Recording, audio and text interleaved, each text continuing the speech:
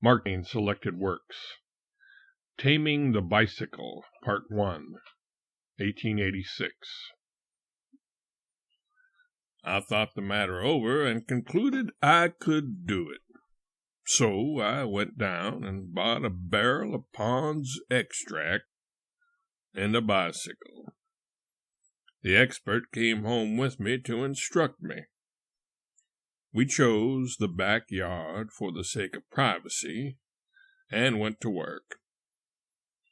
Mine was not a full-grown bicycle, but only a colt, a 50-inch with the pedals shortened up to 48, and skittish like any other colt.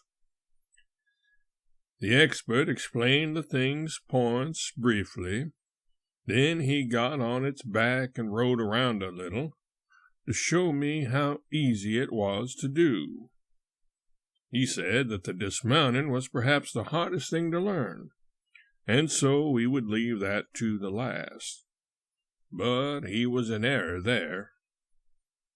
He found, to his surprise and joy, that all that he needed to do was to get me onto the machine and stand out of the way. I could get off myself. Although I was wholly inexperienced, I dismounted in the best time on record. He was on that side shoving up the machine. We all came down with a crash, he at the bottom, I next, and the machine on top. We examined the machine, but it was not in the least injured. This was hardly believable. Yet the expert assured me that it was true. In fact, the examination proved it. I was partly to realize then how admirably these things are constructed. We applied some Pond's extract and resumed. The expert got on the other side to shove up this time, but I dismounted on that side.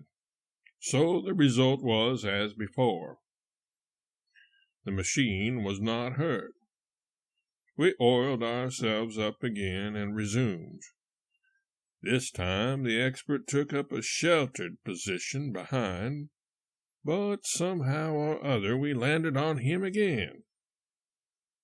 He was full of surprised admiration, said it was abnormal. She was all right, not a scratch on her, not a timber started anywhere. I said it was wonderful while we were greasing up, but he said that when I came to know these steel spiderwebs, I would realize that nothing but dynamite could cripple them. Then he limped out to position, and we resumed once more. This time the expert took up the position of shortstop and got a man to shove up behind.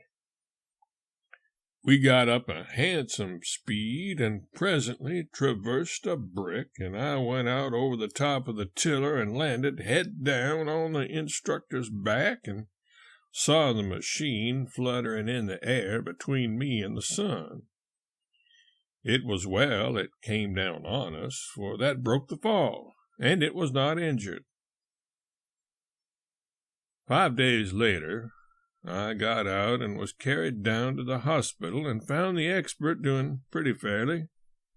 In a few more days I was quite sound. I attribute this to my prudence in always dismounting on something soft. Some recommend a feather bed, but I think an expert is better. The expert got out at last, brought 4 assistants with him. It was a good idea. These 4 held the graceful cobweb upright while I climbed into the saddle. Then they formed in column and marched on either side of me while the expert pushed behind. All hands assisted at the dismount. The bicycle had what is called the wobbles, and had them very badly. In order to keep my position, a good many things were required of me, and in every instance the thing required was against nature. Against nature, but not against the laws of nature. That is to say that whatever the needed thing might be, my nature, habit, and breeding moved me to attempt it in one way, while some immutable and unsuspected law of physics required that it be done in just the other way. I perceived by this how radically and grotesquely wrong had been the lifelong education of my body and members. They were steeped in ignorance. They knew nothing which it could profit them to know. For instance, if I found myself falling to the right, I put the tiller hard down the other way, by a quite natural impulse, and so violated a law and kept on going down. The law required the opposite thing. The big wheel must be turned in the direction in which you are falling. It is hard to believe this when you are told it. And not merely hard to believe it, but impossible. It is opposed to all your notions. And it is just as hard to do it after you do come to believe it. Believing it and knowing by the most convincing proof that it is true does not help it. You can't any more do it than you could before. You can neither force nor persuade yourself to do it at first. The intellect has to come to the front now. It has to teach the limbs to discard their old education and adopt the new. The steps of one's progress are distinctly marked. At the end of each lesson he knows he has acquired something, and he also knows what that something is, and likewise that it will stay with him. It is not like studying German, where you mull along in a groping, uncertain way for 30 years, and at last, just as you think you've got it, they spring the subjunctive on you, and there you are. No, and I see now plainly enough that the great pity about the German language is that you can't fall off it and hurt yourself. There is nothing like that feature to make you attend strictly to business. But I also see by what I have learned of bicycling that the right and only sure way to learn German is by the bicycling method. That is to say, take a grip on one villainy of it at a time and learn it. Not ease up and shirk to the next, leaving that one half learned. When you have reached the point in bicycling where you can balance the machine tolerably fairly and propel it and steer it, then comes your next task, how to mount it. You do it in this way. You hop along behind it on your right foot, resting the other on the mounting peg, and grasping the tiller with your hands. At the word you rise on the peg, stiffen your left leg, hang your other one around in the air in a general and indefinite way, lean your stomach against the rear of the saddle, and then fall off. Maybe on one side, maybe on the other, but you fall off.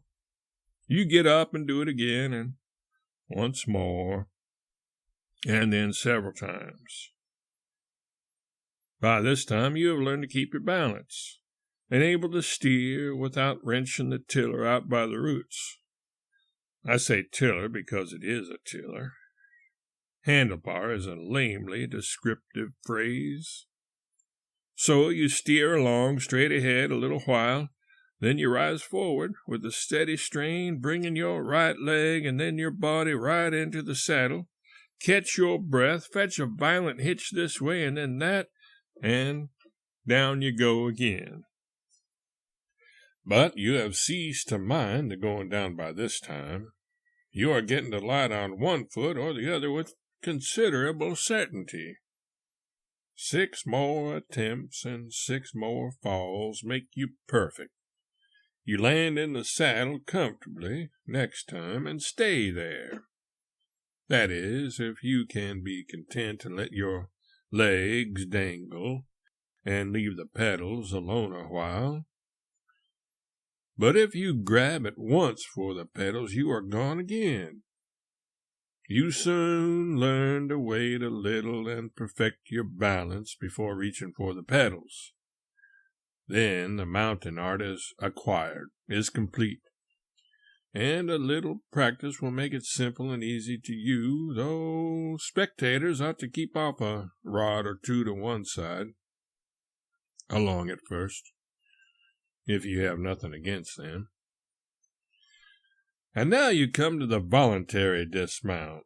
You learn the other kind, first of all. It is quite easy to tell one how to do the voluntary dismount. The words are few, the requirement simple, and apparently undifficult. Let your left pedal go down till your left leg is nearly straight. Turn your wheel to the left, and get off as you would from a horse. It certainly does sound exceedingly easy, but it isn't. I don't know why it isn't, but it isn't. Try as you may, you don't get down as you would from a horse. You get down as you would from a house afire. You make a spectacle of yourself every time.